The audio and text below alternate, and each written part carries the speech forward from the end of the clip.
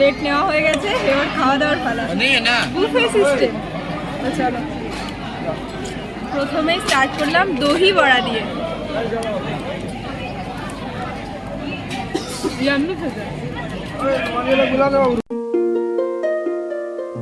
Hello বন্ধুরা, good morning সবাইকে। কেমন আছো সবাই? আশা করছি সবাই খুব ভালো আছো। আর আমি সঙ্গীতার ঘরের আরও একটা নতুন ব্লগে তোমাদের সবাইকে অনেক স্বাগত। তো আজকে হচ্ছে বুধবার, এখন সকালে 11:10 মতো বাজে।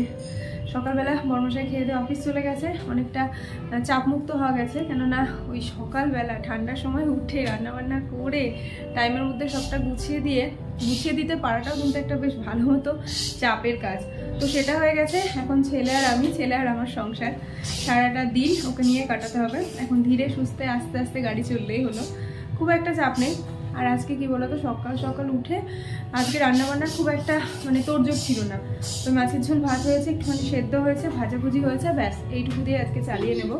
তো সেই কারণে রান্নার পাটটা সকালবেলাতেই করে নিয়েছি, কারণ আজকে অনেকগুলো কাজ রেখেছি হাতের মধ্যে। কি কাজ বলো তো, ঘরের টুকিটাকি অনেক কিছু ঝাড়া মোছা করতে হবে, যেগুলো হচ্ছে না, ঠান্ডার জন্য কুড়েমি করে করতে পারছি না। তো আজকে ভেবেছি করে নেব। তো শীতের পোশাকগুলো খুলে নিয়েছি, মোটা জামা কাপড়গুলো। এখন একদম কোমর বেঁধে কাজে লাগতে হবে। তার আগে পেটে কিছু দিতে হবে। ছেলে সকালবেলা বলেছে একটু টোস্ট খাবো, ছেলেকেও একটু বানিয়ে দেবো, আর আমি একটুখানি কিছু মুখে দিয়ে নেবো, তারপরে কাজগুলো শুরু করবো। আর আমার ছেলের কাণ্ড দেখবা, দাঁড়াও দেখায়। এখন তো আর এক রোদে জামা কাপড় শুকোচ্ছে না, কালকে এগুলো কাঁচা হয়েছিল, সকালবেলা একটু রোদে দিয়েছিলাম, তো হালকা যে ঠান্ডা ঠান্ডা ভাবটা সেটা কেটে গেছে। ব্যাস উনি জামা কাপড়গুলো নিয়ে এখন এই সব করছে। কাঁচা জামা কাপড়গুলো যে অগোছালো করছো, এগুলো ভাঁজ কে করবে? তাকাও আমার দিকে। এই যে নাসা, নাসা কোথায় লেগেছে ভাবি? নাসা, হ্যাঁ। রোদুরের খাবারটা আগে করে দিলাম, অনেকক্ষণ থেকে টোস্ট খাবো করছে। এবার সকালবেলা তো দুধ পিডিয়াশিওর খেয়েছে, এখন ওই 11টা সাড়ে 11টার বাজতে চললো। এখন এই একটা যা খাবে, তারপরে স্নান টান করে তো ভাত খাবে। আর সামান্য একটু বাটার দিয়ে সেঁকে দিলাম একটু লাল লাল করে, আর কিছু দিইনি এর মধ্যে, ওইটাই খেয়ে নেবে। অল্প অল্প করে চিবিয়ে সবটা খেয়ে নেবা, হ্যাঁ। এখন কিন্তু একটু গরম আছে, হ্যাঁ। ভালো আছে?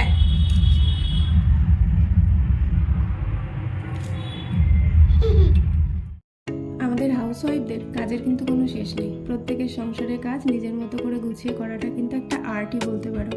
এবার সবাই কিন্তু গুছিয়ে নিজের মতো করে করতে ভালোবাসে। আবার কি হয়, মাঝে মধ্যে না এই একঘেয়েমি কাজের প্রতি খুব বিরক্তি লাগে, খুব আলসেমি লাগে, কুড়েমি লাগে। সামান্য কাজগুলো মনে হয় যেন বিরাট কাজ। আর সেদিন কি হয়, সেদিন না প্রত্যেক দিনের ন্যায় যে কাজগুলো, সেগুলো ছাড়া আমি একটা এক্সট্রা কাজও করতে পারি না। মন চায় না, মন যদি বলে দেয় না, তাহলে কাজের প্রতি ভালো লাগাও থাকে না, আর কাজটা ভালোভাবে সম্পন্ন হয় না। তো আজকে আমার অন্যটা হয়েছে, আজকে কাজের প্রতি একটা এক্সট্রা এনার্জি পেয়েছি, আর অনেকটা ভালো লাগছে বেশ কাজগুলো করতে। তাই ভাবলাম এই এক্সট্রা কাজগুলোই করা হোক। এই কাজগুলো তো রোজ করা হয় না, প্রত্যেকদিন এতটা সময় পাওয়া যায় না। তো ভাবলাম আজকে সকাল সকাল তো রান্নাবান্না হয়ে গেছে, আর যেহেতু শীতকাল, তাই এখন জামা কাপড় কাচাকুচির কাজগুলো না অনেকটা আগেই করে নিচ্ছি, নাহলে বিকেলে রোদ চলে যাচ্ছে, তখন আর জামা কাপড়গুলোও শুকোচ্ছে না।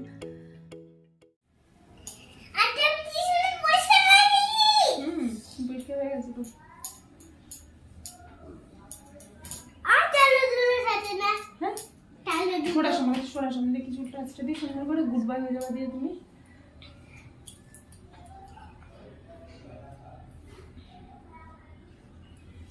দেখে না আগে বসো, মস্কিটো রোলার দিয়ে দিই।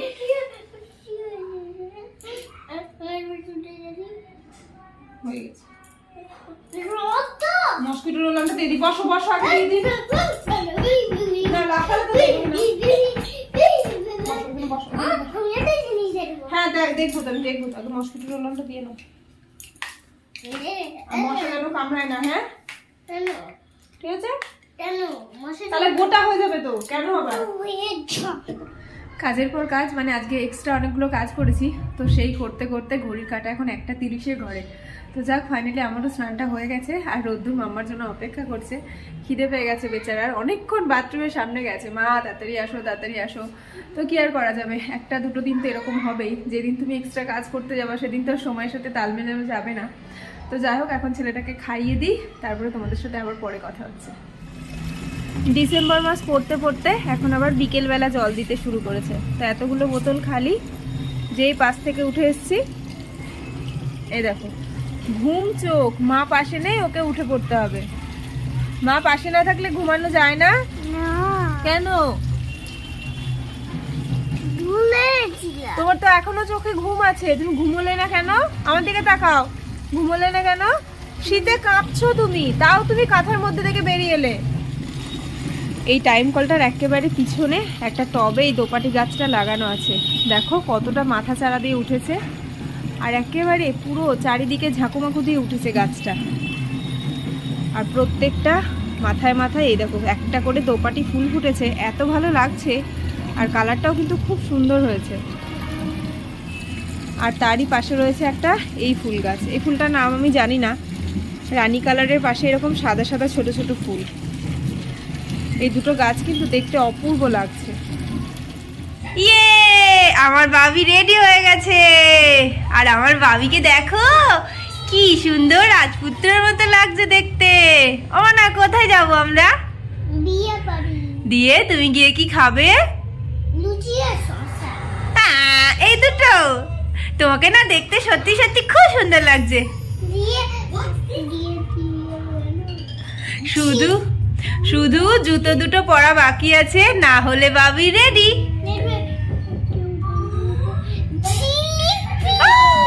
বিয়ে বাড়ি জিলিপি দেয়? কে বললো তোকে? দেয়? বেশ।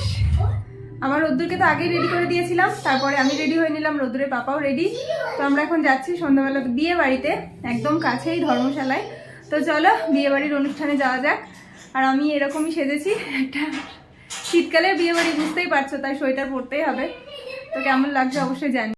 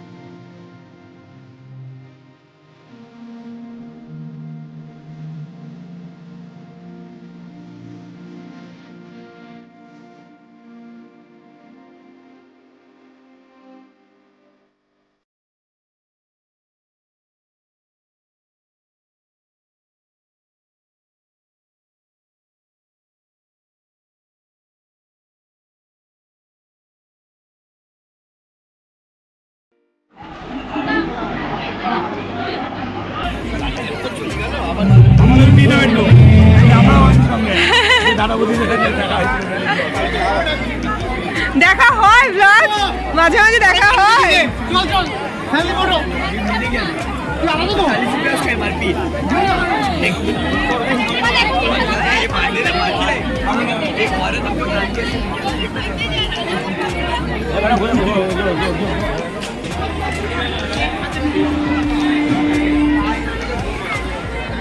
প্লেট নেওয়া হয়ে গেছে, এবার খাওয়া দাওয়ার পালা।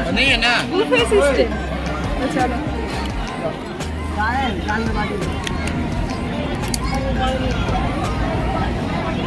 প্রথমে স্টার্ট করলাম দহি বড়া দিয়ে।